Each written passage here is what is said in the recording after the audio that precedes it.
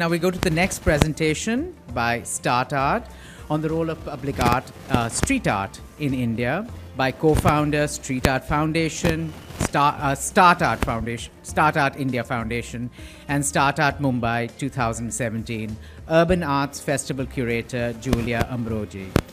Giulia is also joining us from Delhi. She is a contemporary arts curator with a master's in history of contemporary art and management of cultural heritage from Italy. She has curated and initiated several street art festivals in Italy. In 2007 and in 2014, she founded st+art India Foundation, India's first platform for urban and public art. Since then, she's been working with cities like New Delhi, Mumbai, Hyderabad, and Bangalore, curating various public art projects. For a complete bio, please refer to the bio handouts given to you. Thank you very much, and look forward to Giulia. Thank you so much. Actually, I always remember like a meeting with Malaji saying like, let's do something together in Jaipur and forget pink, which was great actually as a start.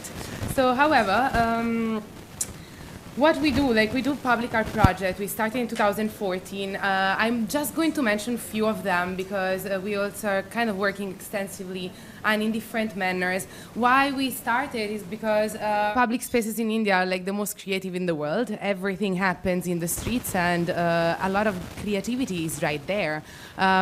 Usage of spaces as well is something very interesting. Space is not so much like in cities like Bombay or Delhi and has been used like in a very clever manners. And aside from that, like art has been kind of like recluded in like museums, very few unfortunately, and perhaps with a role that should connect more with the urban fabric and normal people.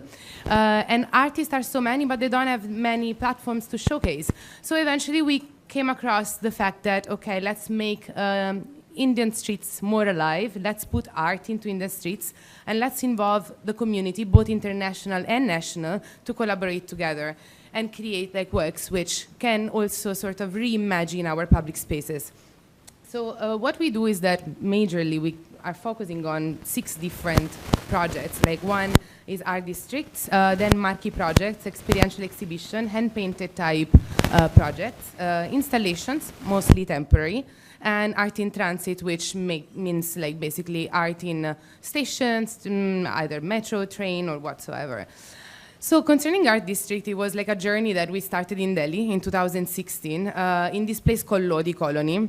Why there? Because in Delhi there are like not that many public spaces. Like malls are considered to be public spaces, but come on, they are not. Like they're private in nature. You have to go through a frisking process. So public for who? And eventually, yes, there is like, I mean, Lodi Gardens, these amazing parks, but very few.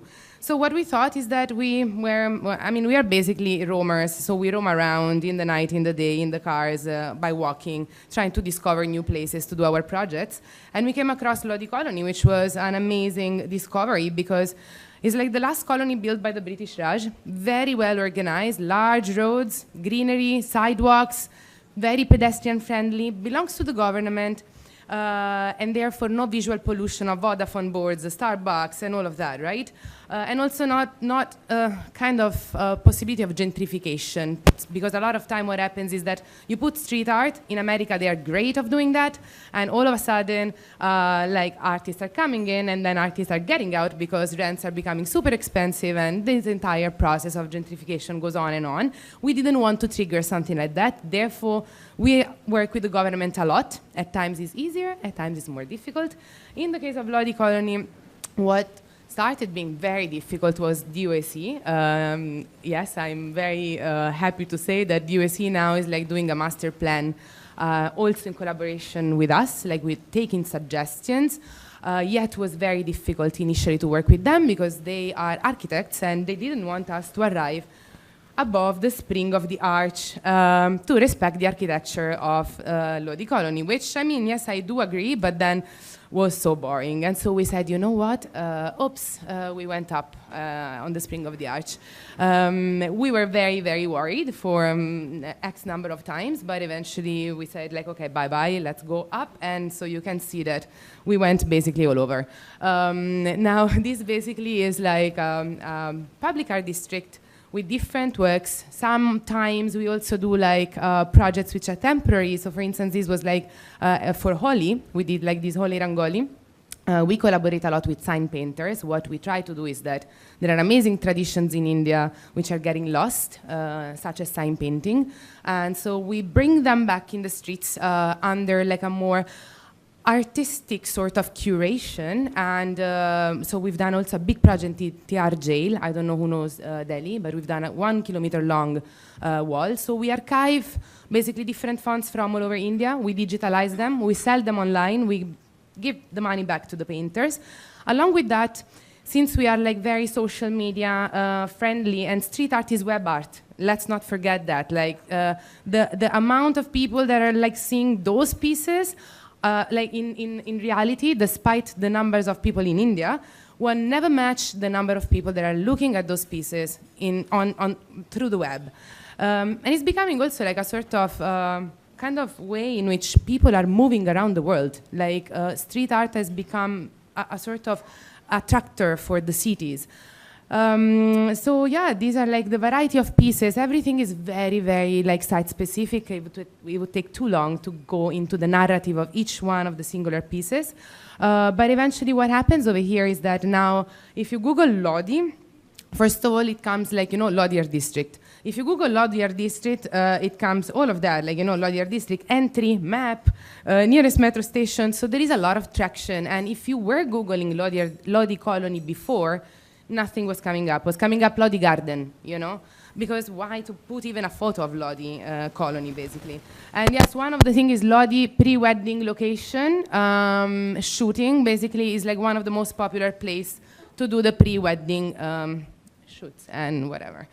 However, like the beautiful part of, I think, our work and the reason why we do what we do is that, like, great cities are defined by their livability, but also their value. And it's not just in beautiful and expensive architecture. We were talking about money. All of these projects are actually costing nothing. If you look instead to the money that are putting in smart city, please tell me what is a smart city, because I am a researcher and I still don't understand what is the plan for smart cities in India. But that's a different topic altogether, too long to deal with here. The point is that doing those kind of projects means that we can have like a guest like Miss Macron from France that came and visited the art district, because it's becoming, again, one of the major attractions of Delhi, contemporary-wise. But then you have like the most different people coming, interacting with the works, just like having a walk over there. So the whole point is that we are trying in each every of our project to reduce to basically highlight the diversity and the multicultural nature of India and of the world, but always basically cutting on the divisional sectors of society. So over here, everything is open. There is no entry fee. Everything is under your eyes, like over and over again. And this is like what we keep on doing in different cities. So this, like another example, is in Hyderabad. So Hyderabad is a very interesting city because it's changing very fast. So because of the high-tech sector, obviously a lot of things are coming up, but culture is not really on top of their game. Though the Minister of Urban Development, Mr. K.T. Rao, is like an immensely open-minded people with great, great vision. So once again, working with government at times is very difficult. We also do not take any money. So we are still struggling in our fundraising part. But obviously, we kind of prefer to have the artistic freedom to actually own the project, because we are not the owners. Like, actually, the citizens are the owners. That's the whole point of it. So nothing. Basically, this like place is called Makta. It stands like right across the lake. So everyone goes to have a walk by the lake. But this like place was fairly much neglected, and very interesting because there are like a lot of different communities. So there is the Muslim community, Christian, Hindu, all living together. Very laid back place, a maze of like, all these houses. And yeah, pretty much, whatever, not nice. So what we've done is that the first year we kind of worked on the outer boundaries of the neighborhood. And then the second year we entered in the neighborhood. And what we've done is that we color coded the streets There are no names in the streets. Everyone says, like, let's meet like at the Adobe Valla, like, like close to the Coconut Valla, whatever. So it was very difficult also for the city. I mean, yeah, for the people of the neighborhood.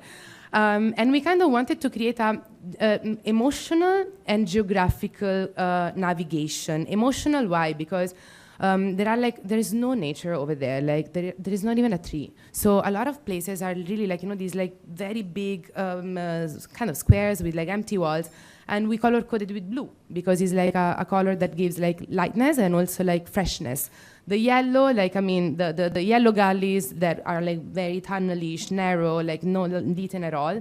So this was the before of the blue plaza, blue chalk. So it was looking pretty much like that. And then now it's looking pretty much like this. And these are like very few because I have so many slides that I'm sorry I didn't put all the artworks. Then the green gully, that's at the very entrance. Green is the color of hope. Is also the color that is more related to the Muslim community. And being like majorly like inhabited by Muslim people, we wanted to actually sort of have a dialogue with them. Also, the differences that we try to work with is that while in Delhi, we literally like maintain a sort of balance between international and national artists because Delhi is the capital. We believe in melting pot is what actually make humanity rich. But in Hyderabad, we wanted to approach it in a very local manner. So all the artists are Indian, most of them, I would say the 90%, out of which the 70% is from Hyderabad in itself. All emerging artists. So this was like, this was the before and now that's the after. And I would not say that over here we are like facing a beautification case. I hate this word. I think that doesn't make, thank you. I think that doesn't make any sense. We are not beautifying. We are actually working in order to enhance community, to give to actually respond to identities. In different manners. So over here, for instance, we were in 2016 in Delhi, Tughlaqabad, very much out of, you don't want to go to Tughlaqabad basically, especially because, why? Especially because this is a landfill, a huge pile of junk. And this is the container depot, so which is the biggest dry depot in Asia. We found this place to be extremely inspiring because you have all the goods that we consume, and then you have the mirror of basically what these goods are, waste and garbage. So over here, like 3,000 trucks are entering every day, majorly just truckers. They barely see any women over there hanging around, so it was already very funny to kind of break those boundaries. That's what we do. We kind of like add meaning and layers of understanding, of reinventing, reimagining, and we want to break boundaries. The very first boundary that we broke over here, we work with Concord, and basically we removed all these trucks from this parking lot. What happened is that a lot of truckers that are used to spend their hours to load and unload the containers on the bed of their trucks started like basically playing cricket. So the absence of public spaces in our cities, that's also what we all the time want to investigate on, tap into, try to kind of rethink on it. The exhibition was called Work in Progress because our lives are a work in progress, and we are like kind of like you go into a gallery exhibition and everything is the same from when you from the opening till the end, right? It doesn't really respond to our constant movement, So what happened over here is that we create like a fort, mindful of the Tughlaqabad fort, which is right across. A fort with containers, so always like, with room for discoveries.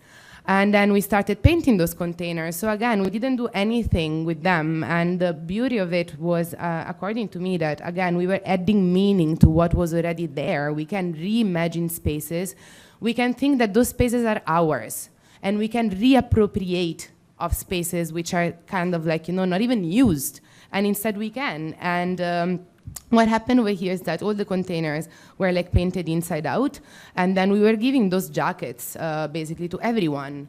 work in progress jacket. So a tracker and Mr. Rajiv Sethi, who like we had the honor of having with us for the opening, were all the same. The most different artworks basically activated the space, and it was like an exhibition that like lasts for 1 month. We were very scared, very scared, because we were like, oh my god, like, you know, Delhi is rough, and trackers are not really the easiest species to deal with in general. And we were thinking, oh my god, like now these girls, like, you know, coming with skirts and this and that, like what could happen? What happened is that eventually we had like 40,000 people coming in a month, and we were open just like 4 days a week. And nothing, people were keep on coming, bringing their kids. Actually a public space. What we've done also the programming, so every Sunday there were like music, poetry, performances and whatnot. Same approach we used in Sassoon-Dock. And well, I think that everyone knows where Sassoon-Dock is. It's one of the oldest dock of town. What we try to do is also to read the urban fabric and understand, okay, what is interesting? What are the spaces that actually are sort of so potentially charged, but absolutely locked or undiscovered. Sassoon-Dock was basically like a dream. Even though when we went there, the dream was looking like this. So it was looking like waterfalls of shrimps, and we smelled horribly for a very long time. I do remember that in a meeting with Gita, that I think I saw it here, like of Sakshi Gallery. Basically, I entered in the room and it was just fish, and so it was horrible at the beginning. But again, this was like the condition at the beginning when we entered, and then we worked along with Mumbai Port Trust a lot. So again, the government can do things, has to believe in what you inject. Obviously, there also has to be a common intent. We found it. It's not easy. It takes a lot of time, but it's possible, once again. So they took care about, like, you know, the overall sort of civil work and cleaning of the space, of the drainages. So also the interaction with the community over there was as such that they kind of like started getting familiar with the concept of art, because the first thing was already like this. Like the guard was like, oh my God, bahut acha hai, ma'am. And I was like, no, this is just the coating, you know, like, I mean, that's not the work, you know. And they were like all super obviously like enthusiasts, you know. And people were coming to us saying like, I mean, since 15 years, we haven't seen anyone here cleaning our roads, like nothing was happening. So what we try to do is also like to combine different level of engagement with every place that we go to. Different level of engagements, which means also eventually, like, what is a city? City is people and their own interactions and dynamics and microsystem coming together. Sassoon-Dock is a great example of a micro system, because I mean it's like the biggest wholesale fish market of Bombay. The Kolivara are like the settlers of the city of Mumbai, and they are getting completely neglected and forgotten also by a real estate that obviously in Colaba is pushing and looking at Sassoon-Dock as, like, you know, gold, basically. So yeah, so what we wanted to do is that first project was dedicated to them, to the tribes, and this was it. Basically, we kind of like got in touch with Koli, Banjara, and Marathi tribes over there. We shoot like 300 of them. We did like blow-up portraits, and we pasted them all over basically the warehouses of the dock, because it was a celebration of their own identities. It was recognizing that we are sort of giving a new possibility to the place, but we are nothing compared to what they are. And it was also like kind of like merging and giving like really like a sort of local context to what we do. Once again, I don't like the word like global and local, but let's say that we work under a local sort of approach, because definitely, again, those pictures are everywhere on the web right now, but we are definitely working on local themes, narratives, and environments. Also, obviously, what happens, like, right in those cases is that, I mean, women came to us, like, saying, like, hey, why you are pasting me, like, close to a man, you know? Because, I mean, my husband will kick me out, like, you know, I mean, who's this man? And why I'm a Koli, she's a Banjara, why we are, like, you know, why we are pasted, like, close by? once again, those kind of things, I mean, art can also have this power, like the power of like actually opening up a discourse of diversity and bringing those diversity together. Why? Because then when journalists or like, I mean, 50,000 people came, what happened is that all of them started to become so proud of their own spaces. And so the sense of ownership, the sense of pride that happened out of that, basically now, like I went like 1 month ago and I was very scared about, oh my God, this will be like again as, you know, as when we started, so super, you know, dirty and whatever. No, it wasn't. And I mean, I obviously did like, you know, many interviews with many of them that also became, by the way, our daily partner and daily visitor. And everyone was saying like, no, I mean, for us, the people are still coming here. People are still coming, doing pictures and whatever. So we understood now what cleanliness can do to you and to your life. I mean, it's better. Everything is just better, you know? However, like just to go very quickly on the other pictures, like these are work by Hanif Qureshi, which is like also one of the co-founders of Start. What we do is that we like to use local materials. So this was done with fishnets. So our first public is again the public of the place in which we work, and how to reimagine not just a space but also a fishnet, making like, you know, the support for art. And by the way, this like installation was called The Idea of Smell. Once again, the smell was awful, and so the first installation was dedicated to smell as a perception. So all the words that you have, like, you know, government files, mom's cooking, train, were written in English, Marathi, and Hindi. And basically it was like a walk through like those kind of childhood memories, which were also like sort of cutting off the fish smell. Yeah, so it was multifunctional. This was like inside an installation with 400 kilos of plastic, and 25 women of the dock collaborated with us to put it up. So, I mean, things which are like very immersive, but also have a political sort of root in it. And by the way, once again, when we use these words, like, I mean, everything that we do in a city is political, even though you can also do not spell out, like, you know, I'm against this or that, but it's an action and it's a political action which we should take like a little more often, I guess. So yeah, I mean, like as of now, Sassoon-Dock has like 25 big murals. All the installations are gone, but the ephemeral nature of street art, I think it's something that also charged street art even more, because what counts the most are the memories. What counts the most is the experience, is the work in progress, is not this like permanent. That, I mean, a lot of architects or urban designers are like always searching for, while our cities are having like 30,000 people coming in every day. What could be permanent? Nothing can be permanent. I mean, we should be really able to reinvent our spaces and ourselves in a much more dynamic manner. And I think that this kind of art a lot of time responds very well with the nowadays reality. Nonetheless, we kind of also like to create some iconic landmarks that can really gather people without and being very direct. So before was Gandhi in Delhi Police Headquarters, and this is like was Dada Safalke at MTNL building. Now it's kind of has been washed out. So now we are thinking, oh my God, and now what we do? It's very difficult. And this is like Churchgate Station, again, another sort of landmark on a landmark. These are also the ways in which, I mean, again, you give like a city a contemporary identity, because again, I really don't think that the work that we do should be tailored for tourism. I think that that's a very dangerous idea. If it works for the citizens, it will work for tourists, but has to initially work for the citizens. And because that's also the spirit that you transmit and you give to the tourist. If everything is kind of orchestrated in a holistic manner and impact the citizenship firstly, then tourism comes along very well.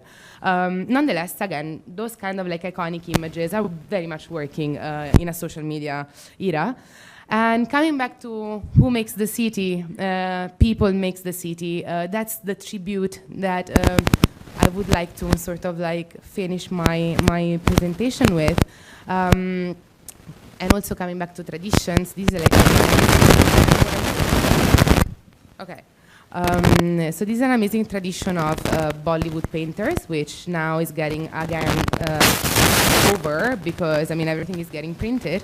But politicians or actors and actresses were painted, like, you know, in these like large cutouts.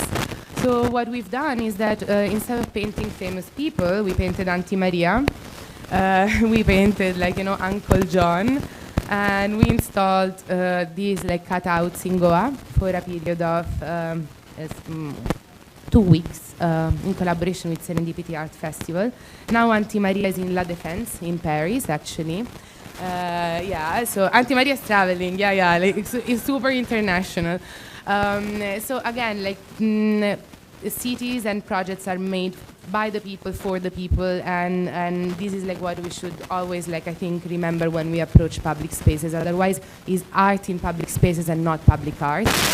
And what happens also is that eventually when we do this thing, that's the interaction that we get, like from random people to fashion shoots and what not, really. Thank you so much.